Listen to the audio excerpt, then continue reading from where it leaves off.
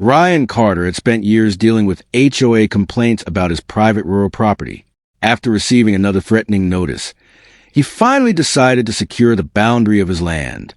By the next morning, a clearly marked safety fence surrounded the disputed section of his property.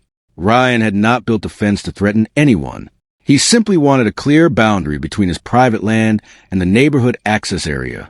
But Eleanor Whitmore arrived with an HOA violation notice and demanded that he remove it immediately. Eleanor told Ryan that the HOA board had voted to remove the fence. Ryan asked her to show him the rule giving the HOA authority over his private boundary. Instead of answering, she warned him that refusing could lead to legal action. Ryan told Eleanor that he had reviewed the HOA documents himself. The documents clearly showed that his parcel was privately owned and separately recorded. Eleanor dismissed the paperwork and said the HOA rules were more important. David Reynolds stepped forward and told Ryan that the HOA had a right to protect community property values. Ryan asked whether that right included changing the security of privately owned land. David avoided giving a direct answer.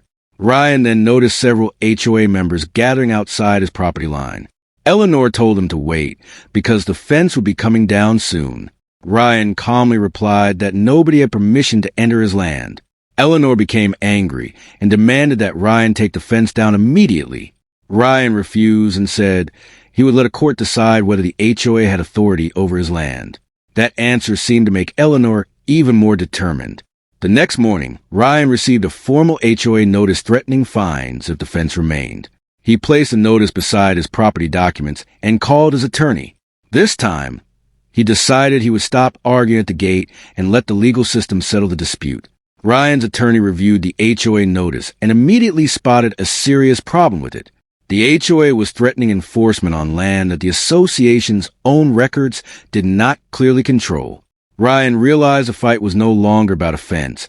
It was about who actually had authority. A few days later, Eleanor arrived with David Reynolds and a group of HOA representatives carrying another violation notice. This time, Ryan was waiting outside his farmhouse with his attorney and the original property records. He looked toward Eleanor and calmly said, "If you want this fence removed, you can explain your case to a judge." The HOA filed a formal complaint claiming Ryan's fence violated community regulations. Ryan's attorney responded with the original property deed and boundary survey. For the first time, Eleanor realized the case would be decided by evidence, not intimidation. At the first hearing, Eleanor confidently told the judge that the HOA had always controlled the disputed area. Ryan's attorney placed the official survey on the table. The survey showed the disputed fence was entirely inside Ryan's privately owned parcel. The judge asked David Reynolds to identify the exact HOA rule that gave the association authority over Ryan's private parcel. David searched through the association documents. After several uncomfortable seconds, he admitted the rule did not specifically say what Eleanor had claimed. Eleanor interrupted and insisted that the HOA had always enforced the rule that way. The judge calmly explained that past assumptions did not replace the language of a legal document. Ryan's attorney remained silent, knowing the judge had just exposed a central weakness in the HOA's case. The HOA then argued that Ryan's fence created a danger to neighboring residents. Ryan's attorney presented photographs showing warning signs and controlled access around the boundary. The judge asked whether anyone had actually been injured or threatened by the fence. David admitted that there had been no reported injury involving Ryan's fence. He argued that the HOA was acting preventively. The judge replied that preventive authority still required a valid legal basis. The judge then asked whether the HOA had ever obtained permission to enter Ryan's property and remove anything. Eleanor's expression changed immediately. The judge reminded everyone that property rights could not simply be overridden by an HOA notice. Ryan's attorney then presented photographs of the damaged gate hardware from the earlier confrontation. The evidence showed that someone had attempted to interfere with the property boundary. The judge ordered the evidence preserved while the dispute was reviewed further.